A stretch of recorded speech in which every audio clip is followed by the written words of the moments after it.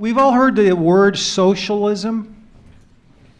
Well, I thought that was over and done with. Having been to the former Eastern Berlin, East Berlin or Eastern Germany, I've been to Cuba, and I thought that was done with. And then a year or two ago, maybe even a few years before that, I started hearing politicians describing themselves as socialists. So I thought to myself, I really need to find out if they really mean that. And I'm not an expert on socialism, but I reached out to my friends at the Acton Institute. Thank you very much. Dan Churchwell helped underwrite this great event. And he said, well, you've got to get Jim Otteson here. So let me read you his bio, and then we'll get to him right away. So he went to Notre Dame as an undergrad and then received his PhD from the University of Chicago. He's taught at a lot of different places as a visiting scholar. Places as diverse as Bowling Green, Georgetown, NYU, University of Aberdeen. He has published extensively. One of his most recent book is called The End of Socialism, which is why we're here tonight. So please join me in welcoming Dr. Jim Otteson.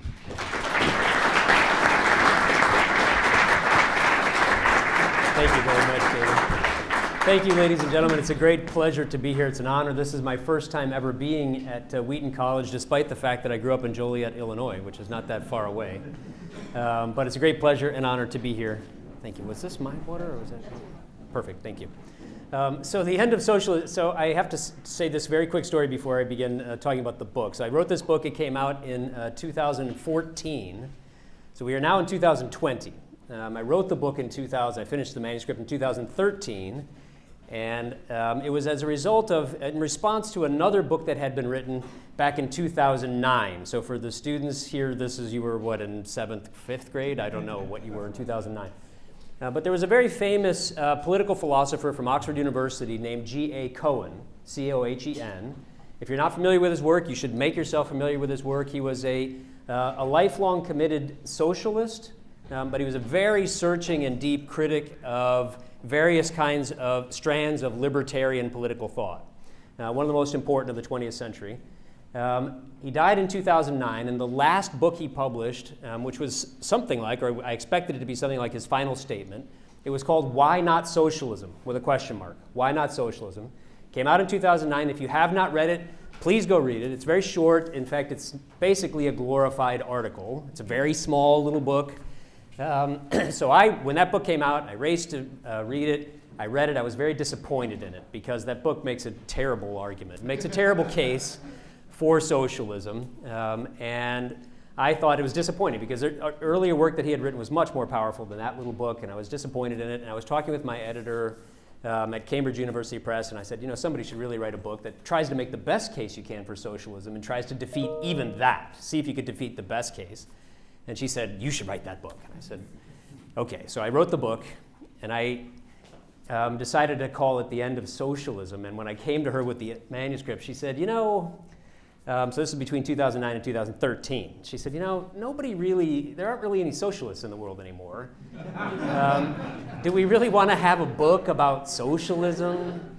Maybe we can call it something else. Should you write something else? And I said, well, yeah, I guess you're right. There aren't very many people who call themselves socialists anymore, but who knows? Sometimes things change.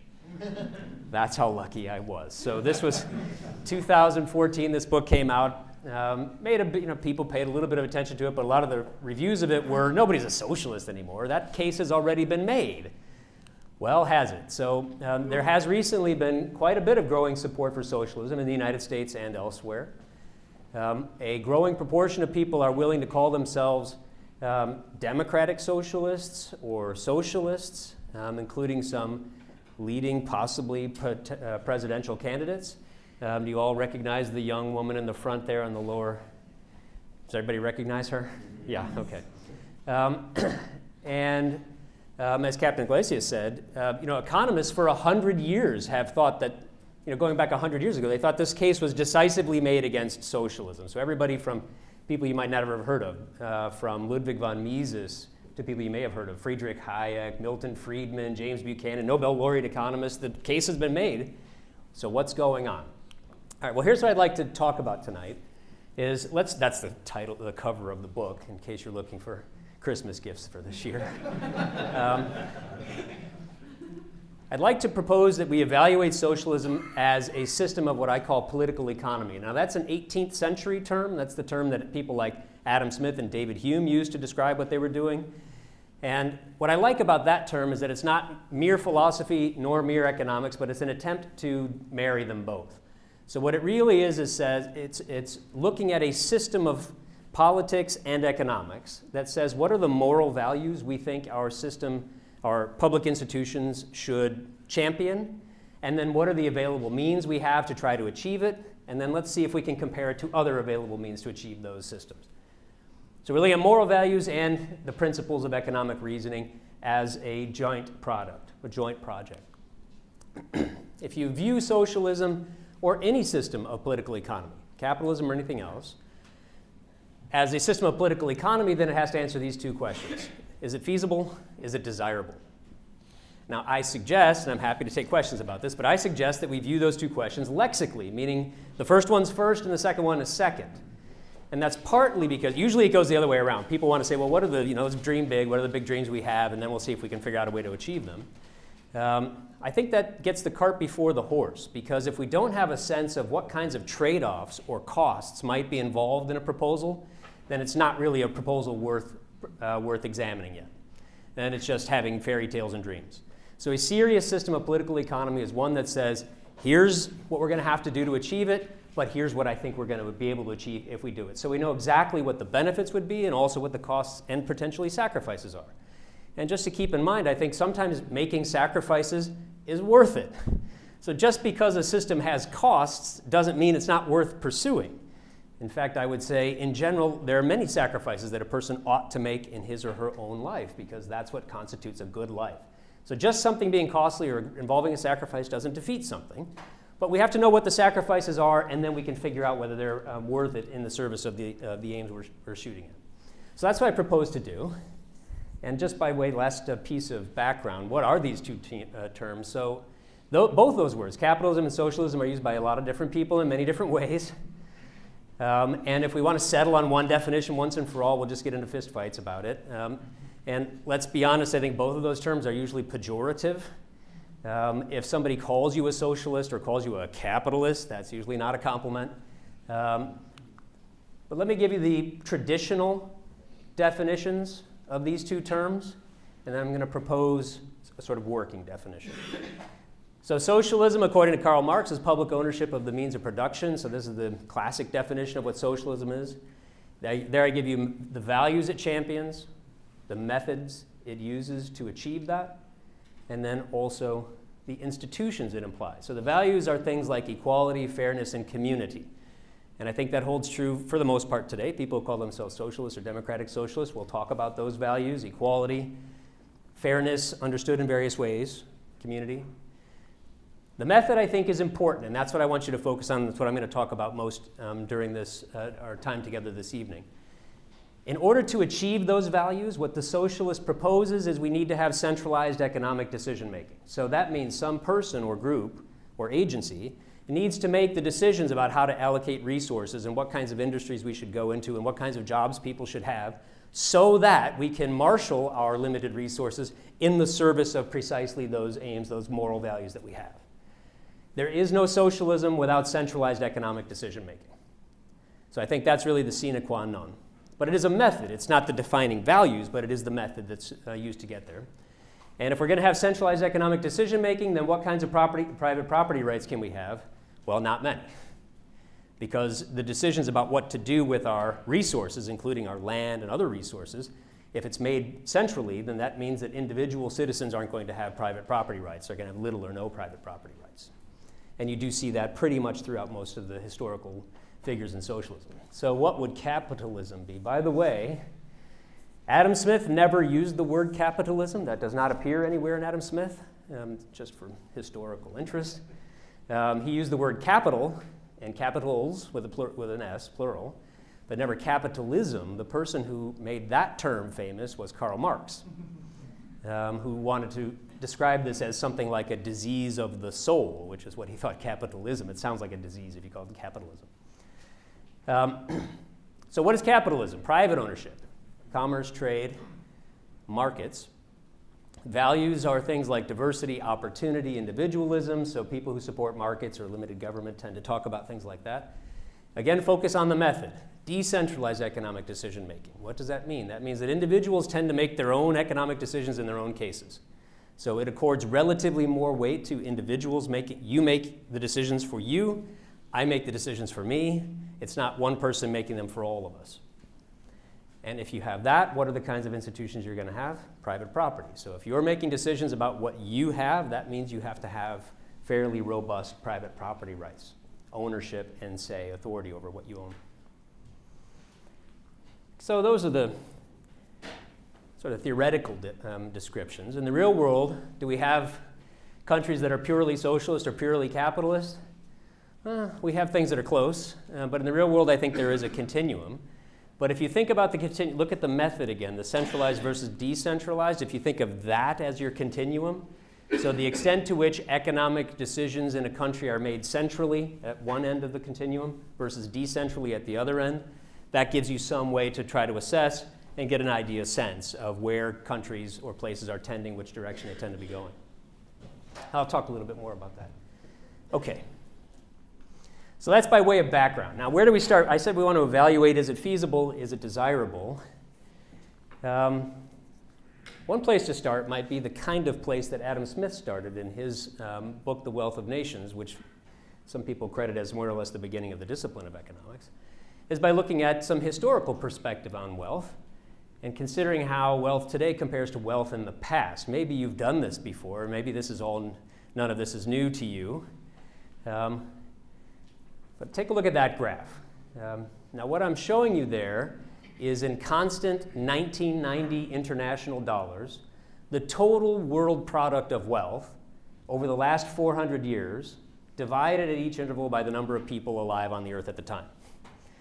Okay, so from 1600 to, this goes to about 2013, what we have is you just take, in constant dollars, all of the wealth in the world, and then divided each year by the number of people who were alive, so the population on Earth. Now, what I've given you there, these are two slightly different ways of calculating. Angus Madison, who passed away a few years ago, sadly, he should have won the Nobel Prize for this work that he did. That's the blue line. Brad DeLong is the red line. He's an economist at Berkeley right now.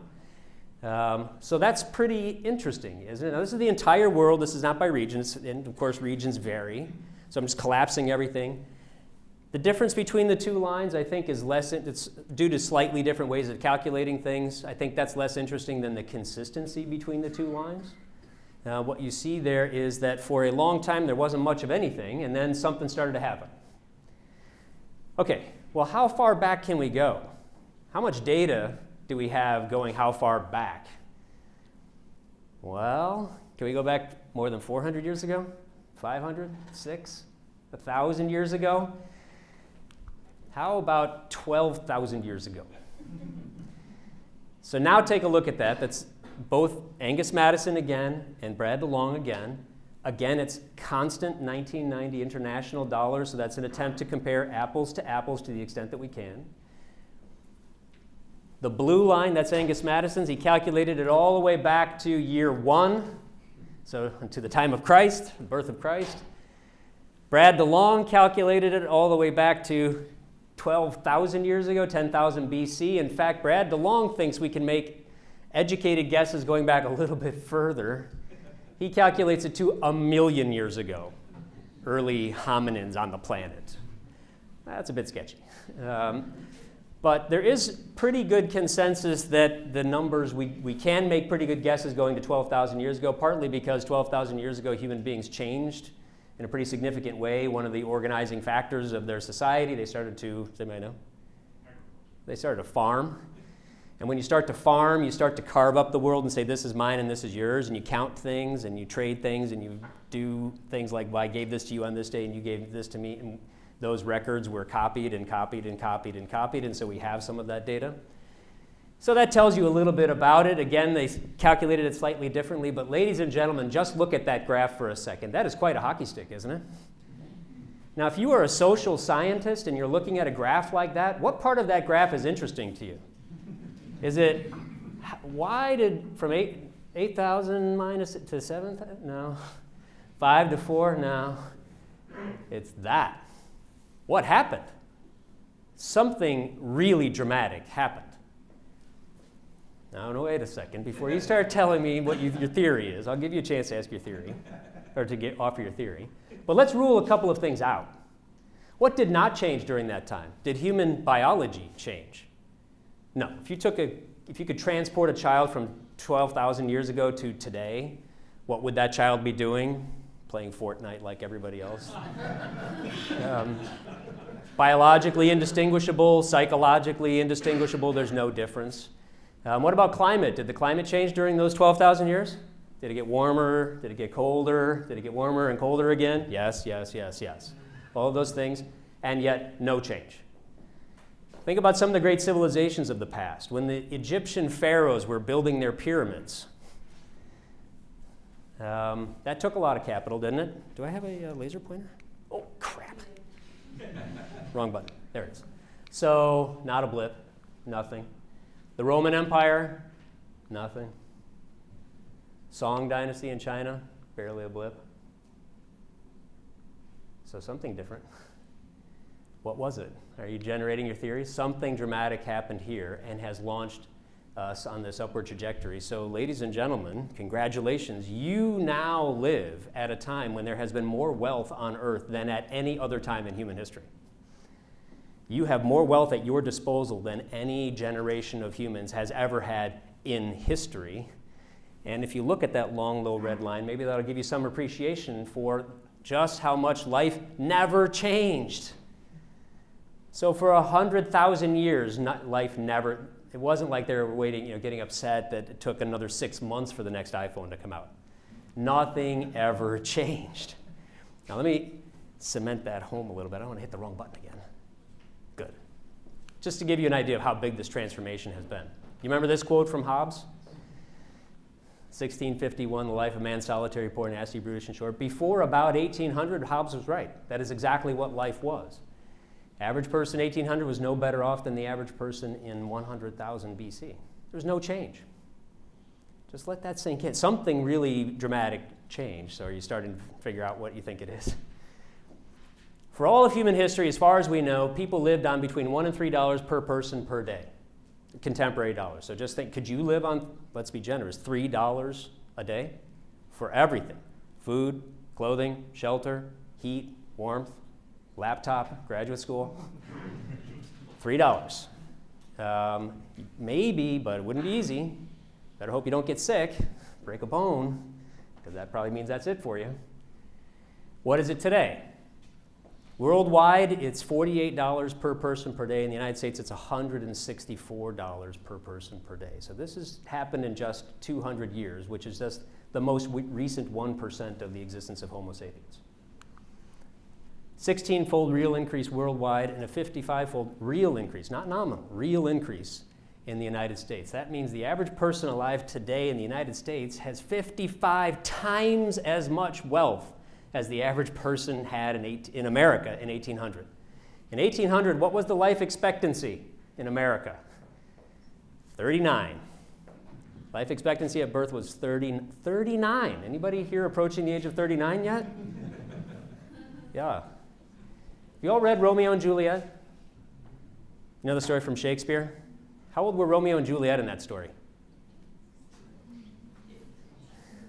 You're being generous. Usually 13, 14. It's kind of creepy, isn't it? 13 and 14-year-olds so in love that they're willing to, I don't want to let this story, they're willing to take dramatic action in the service of their love. Well, if you're only going to live to 39, you better get going. Right? Okay, now I want to ask this question. Think about it for a second before you give me your answer. I know you got an answer. What caused the change? Okay, so before, I'm going to give you what I think is my answer to it. But before I do, I want to tell you, just to be honest, that there are Nobel Prize winners on various sides of this issue. So this is not settled. There's no real disagreement about the number that the hockey stick exists, that happened, but there is disagreement about what caused it. So I want to give you what my view is. The Great Enrichment is what Angus Deaton called it. Deirdre McCloskey called it the Great Escape. I want to suggest that there was a shift in morality, which led to a shift in culture, which then led to a shift in institutions. That it happened in that order. Morality, then culture, then institutions. So let me illustrate this by asking this question. There are two ways. So this young lady has a very nice laptop. What's your name? Talia. So Talia has a very nice laptop. Suppose I would like to have Talia's laptop. There are two ways I could get that from her, aren't there? What are the two ways I could get that from her?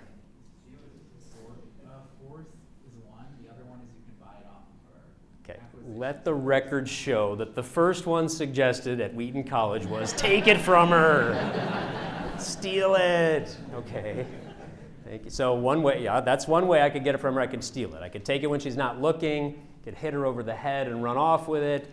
Maybe I could defraud her out of it. So I could say, I'll give you $10,000 next week, and you believe me, and you give it to me now, and I run off and go to wherever I go. That's one way I could get it from her. But note all of those various ways have a couple things in common. First of all, they're involuntary. She didn't mean to do that, didn't give her permission for it. If I just steal it from her, she didn't give her permission. What's the other piece of it? There's no net increase in benefit. Who benefits from that exchange if I steal it from her? Just me. Plus one laptop for me, minus one laptop for Talia. Plus one plus minus one equals zero. Zero-sum exchange. There's no net increase. We're just moving things from one place to another. That, my friends, is how the Egyptians built their pyramids. That's how the Romans built the aqueducts and the Colosseum. Fantastic things to look at, but they weren't generating new wealth. They were just taking it from other places and other people, enslaving people, stealing their land, taking their things. And in fact, that has been the tried and true way that human beings have gotten what they wanted throughout almost all of human history.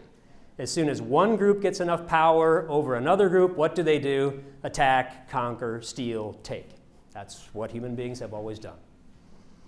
But there is, thankfully, another way I could get that laptop from Talia, which is, what's the other way? I could ask permission. You're so very polite. I love being in the Midwest again. People are polite. I spent a lot of time recently in the Northeast. They're not as nice. Oh, it's rubbed off on you then. I could ask her permission. I could make her an offer that she's free to decline if she doesn't like it. So suppose, I don't know what it'd be. Suppose I say I'll give you $1,000 for that, and suppose you say yes.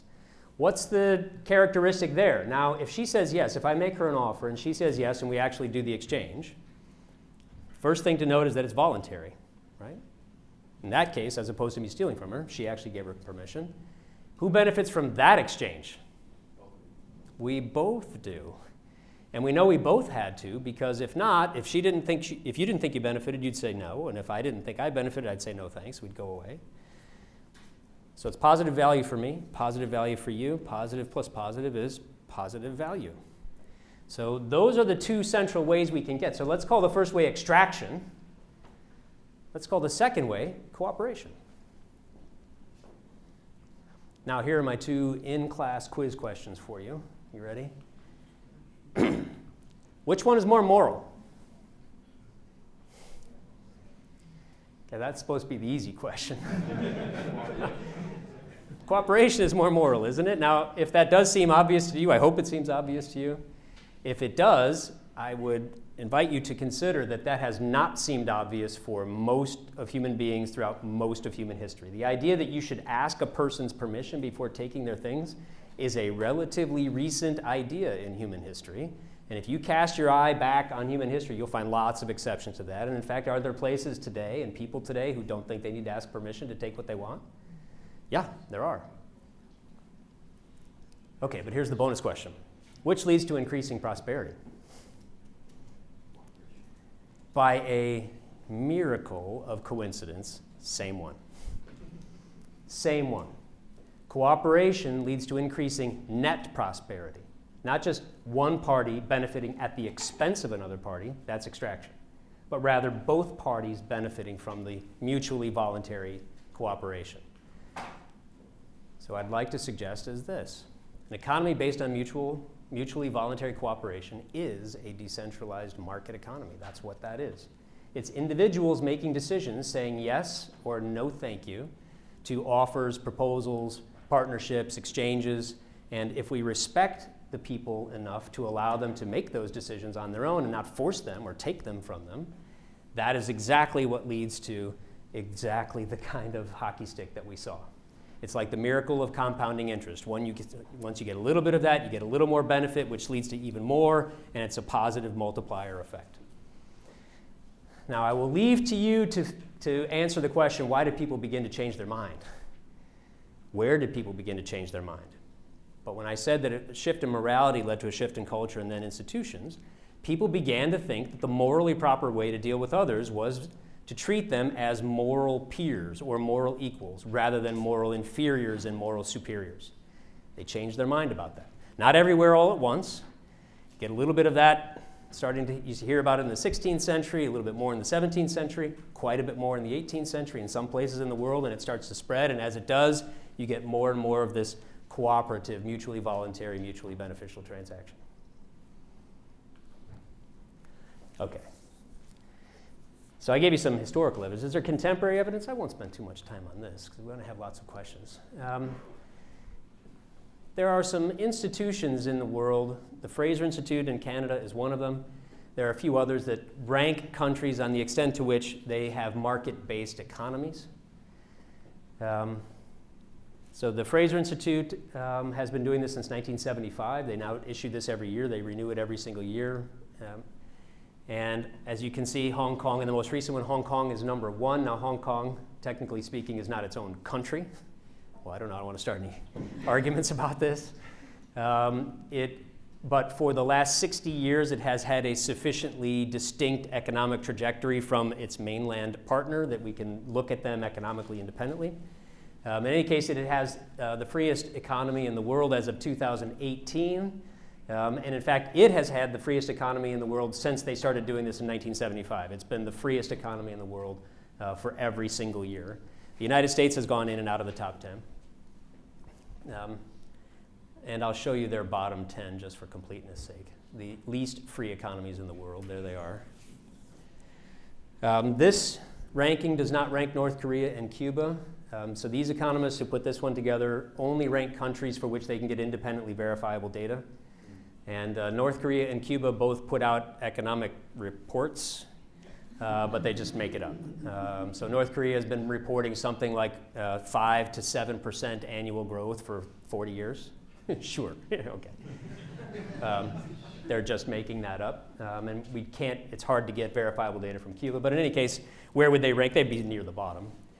You see what is the last place country. That is a human tragedy unfolding before our eyes that so many of us are not really paying much attention to. Okay, so that might be interesting. Where do these countries rank? From my perspective, that's not the most interesting part. What I want to know is how are citizens faring under those countries, under their institutions? How are people doing? Can we find correlations there? That's more interesting. So suppose we divide the 160 countries into quartiles. Most free on the ranking, second most, third most, and least free. This is income per capita. If we just look at income per capita, you see there's a rather dramatic increase. The freer your economy is, the more money per capita you're making. It's about a 7-fold difference. That's constant purchasing power parity, by the way. What about the poor? Suppose we looked at the poorest 10% only in all the countries. So we just pulled out the poorest 10%, not just overall, the poorest 10%. What would that look like? There you see a very similar result. And it's about an 8-fold difference. So if you are unlucky enough to be in the poorest 10% of your country, you really are going to hope you're over here because it's a huge difference. That least free, the 1345, is about still at that historically low, long red line I was showing you before. That's right about that line. The richest 10% in Cuba are poorer than the poorest 10% in Hong Kong. Give you another way of thinking about it. And Hong Kong has no health care. So you're shocked to hear that. Wait, a civilized country? Okay. Now moral philosopher. My PhD is actually in philosophy from the University of Chicago. So we were talking about money. Is money the only thing that matters? Ooh, some of you are not so sure, I think. Well, here's my answer. No, money is not the only thing. So I was talking about income, and wealth. Is money the only thing that matters? No, I don't think money is the only thing that matters. But here's an argument I would make. What I think money can do is enable us to pursue the things that do matter in life. Because if we don't have enough money to know whether you can get medicine if you're sick, or whether your children can eat today, or whether you can have a roof over your head, then you're not thinking about where am I going to go to graduate school, or can I spend a year traveling the world. What you're thinking about is, am I going to survive? Are my children going to eat? So what wealth can do is enable us to address those more pressing, immediate concerns so that we can then begin to turn our attention to other things that actually do matter. The idea of having universal health care, whatever your position is on universal health care, that as an idea would have been laughably impossible until very recently when we had enough money to even contemplate it. It's a very expensive proposition, so whether you think the money's worth it or not is a different question. But it wouldn't even have been possible except for a country that had an enormous amount of wealth. So that's what wealth can enable us, is to start considering things like that. So wealth enables benefits beyond the material. I mentioned wealth. But look at all these other things. So markets correlate positively with almost every way that we've been able to come up with to measure human well-being. So I run an institute that you mentioned, an institute at Wake Forest called the Eudaimonia Institute. Eudaimonia is Aristotle's word for the highest good of human beings, often translated as happiness or flourishing. We are, for full disclosure, among the people who are trying to measure that. We're trying to figure out what true, genuine human flourishing is, and how can we try to assess it, maybe measure it. We look at various things like this to see these aren't exactly human well-being, but maybe they point at it. They're indicators of it. So it turns out that markets correlate positively with all of those things. Now, you've heard the phrase, correlation is not causation. Are these causal relationships or merely correlations? Very hard to know. Human beings don't like to be put into controlled experiments, so you have to try to get at it in different ways. But when you have this many correlations that are with statistical significance going in the same way, that begins to look like you're making a pretty good case. Okay. Now let me shift to this. Why do markets perform? So suppose you want to stipulate that maybe they do well. But why? Why do they do well? And I would like to suggest an argument from Adam Smith. All the way back to Adam Smith. 18th century. He wrote The Wealth of Nations, which was published in 1776, which was an auspicious year. This is his argument. It's a very simple argument. First premise, has two premises and a conclusion. First premise, people's values, purposes, preferences, desires, opportunities, etc., are known best by the individuals themselves. So you know your own purposes, opportunities, desires, moral values, including moral values, your own, better than others do. Premise two, to be made wisely, decisions about allocating our resources have to exploit knowledge of those things. So wise decisions about what you should do with your time, talent, and treasure needs to be based on knowledge of precisely those things. What actually are the resources you have at your disposal? What are your opportunities? What are your values? And what's your ranking of values? What trade-offs are you willing to make? What trade-offs are you not willing to make?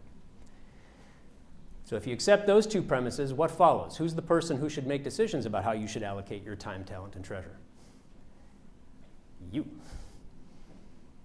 Therefore, the person best positioned to make such decisions is the individual, him or herself. Now, that doesn't mean that you're infallible. Nobody's infallible. We make mistakes. But it does mean that the further away from you a person is who's making decisions from you, the less likely they are to make good decisions for you. So you're best positioned. That's why it says best positioned. It doesn't mean you're perfectly positioned, just relatively better than probably anybody else, with some obvious notable exceptions that might prove the rule. Children being one of them. And third parties typically don't have that knowledge about you. So it doesn't matter how smart other people are, they don't know those things about you. And because they don't know those things about you, if they're making decisions for you about what lines of work you should go into, or who you should marry, or whether you should marry, or what church you should go to, or what you should do with your time or your money, chances are they're going to get it wrong because they just don't know what matters to you, what your skills, your personality is, etc. Okay. Well, that was about feasibility. Don't worry, this next part is not as long. Is it desirable? I would like to take up one. There are many arguments, moral arguments, that people make on behalf of socialism. In the interest of time, if you're interested in looking at a whole bunch of them, you may read my book.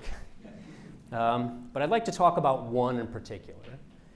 Because sometimes making sacrifices or bearing costs, as I said, is worth it.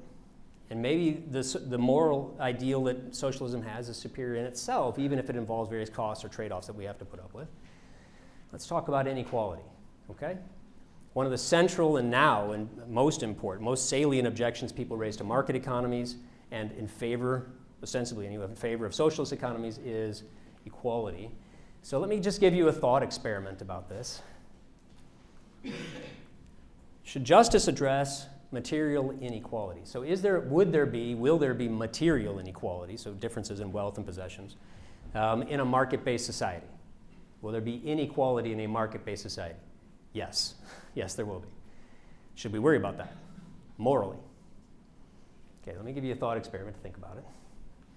Suppose we have two people, A and B. I'm not going to tell you yet who they are, but it's going to tell you one of them is much wealthier than the other one. So let's say 100 times. A is 100 times wealthier than B. Now, I'll just ask you to think to yourself, would you think that a society in which one person could have 100 times as much wealth as another person must be an unjust society? No matter what else is the case, that if you have one person who has 100 times as much wealth as another person, there must be something must have gone wrong. So in other words, do you think it might be a failure of justice, or perhaps a failure of social justice, if you prefer that term, or if that's how you understand social justice? Okay, so does everybody have your own answer to that question in mind? I see some of this, I see some of this. All right, let me tell you who my A and B are. Here's my A. Do you recognize that? Who is that? That's Bill Gates.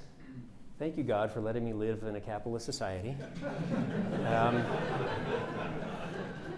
How much money is Bill Gates worth? Now, I looked it up just today. I wrote it down and I can remember it. He's worth $134 billion today. Yesterday, he lost about 40 million. You know, what's a few million among friends? Who's the poor soul who has to suffer with only 1/100th as much money as Bill Gates? Now, you might pick, there are a lot of people you could potentially pick. I picked somebody who's a neighbor of mine. Recognize him? That's really showing my age. Who is that? Michael Jordan. Okay, he's not actually he does live in North Carolina. I live in North Carolina. I've never met Michael Jordan. He's worth about $1.3 billion, although his net worth is rising quickly because he owns a big share of the Charlotte Hornets basketball team, and their value is going up, so it's going up. Now, just to show you that I'm not really an old person, as old as I look, here's somebody else I could have picked. Ah, who's that? To the students in the audience, who is that? Somebody shout out that person's name. Yeah, they don't know Michael Jordan, but they know Kylie Jenner. Kylie Jenner is now 22 years old. At the age of 21, she was the youngest self-made billionaire in the world, in history. So she is now worth $1 billion, which is about 1/100th of Bill Gates. Okay, so what point these are extreme examples, obviously. What point are these supposed to make? This. I would like to suggest that what matters when we're thinking about one person having more money than another person is the answer to these two questions. First, how did the wealthier person get the wealth? Did you get it through force, fraud, theft, colonialism, expropriation? In other words, through extraction? Or was it all through mutually voluntary cooperation? The answer to that question completely changes the assessment of the person's wealth. And then on the other end, what's the absolute quality of B's life?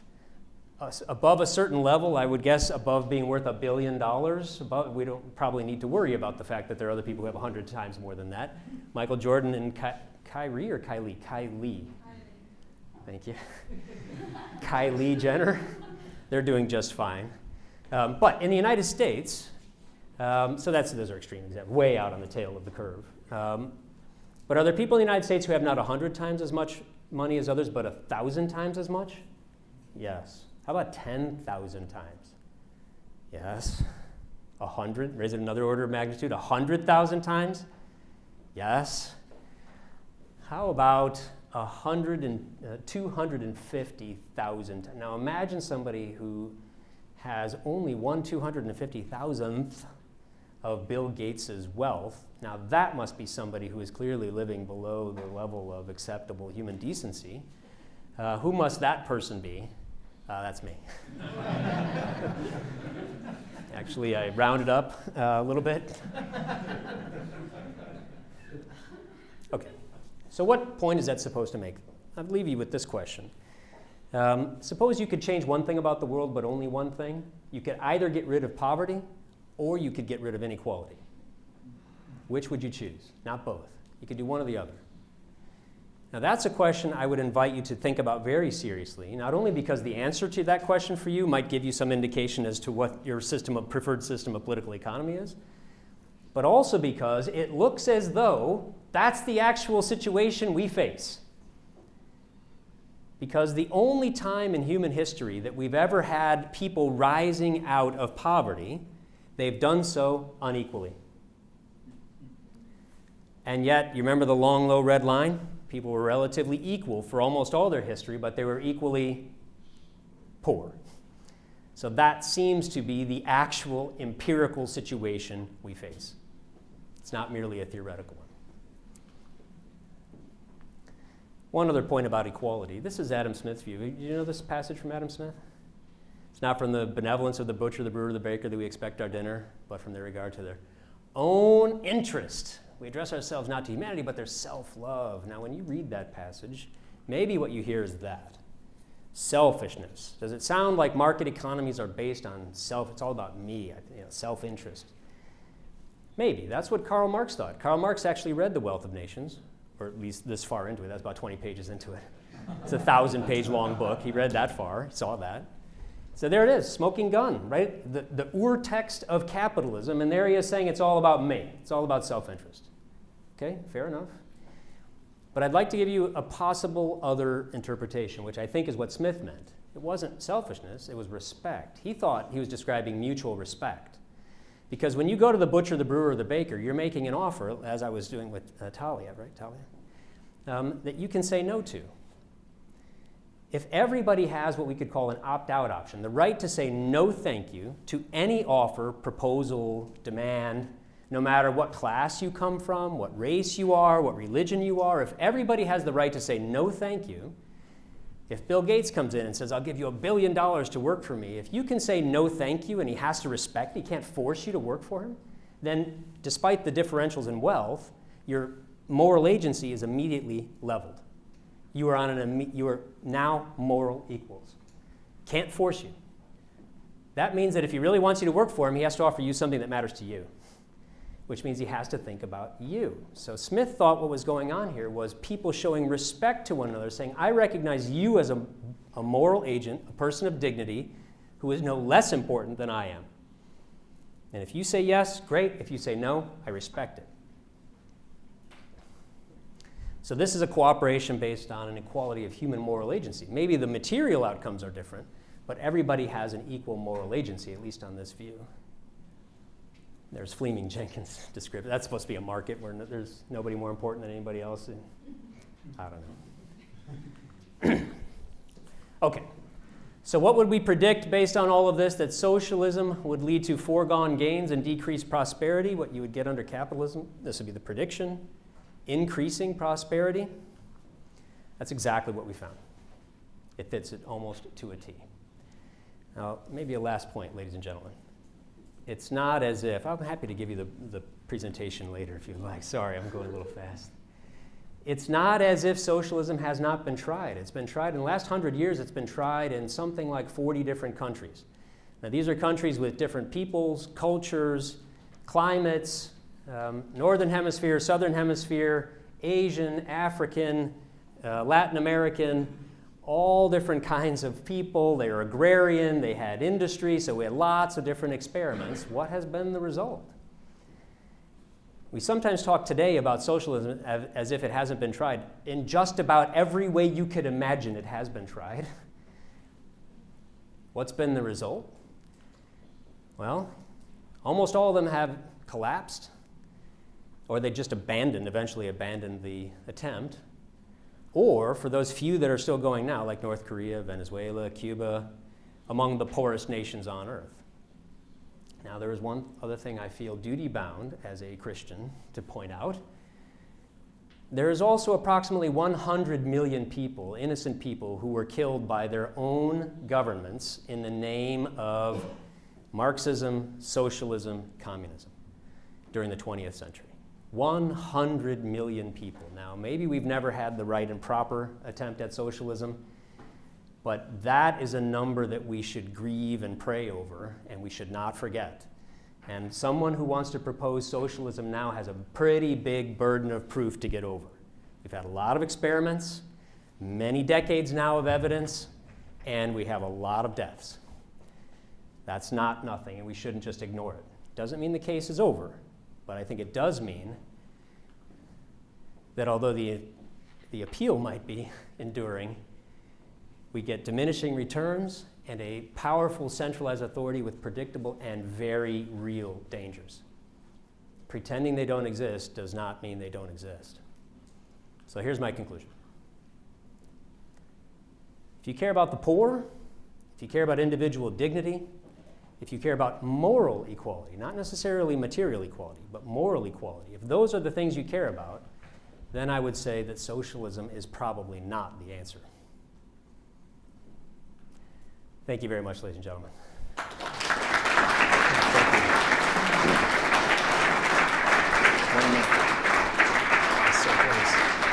Thank you. So I don't know what Wake Forest is paying you, but they need to pay you more. That was fantastic. From your lips to God's ears. Thank you. So I think I learned more in this past 45 minutes than I have teaching my own classes, which is not good. But I wanted to thank Dr. Otteson for coming. I'm going to give him my FPE challenge coin. He is fully briefed and read into this program. So Thank you very much. Thank you. Thank you.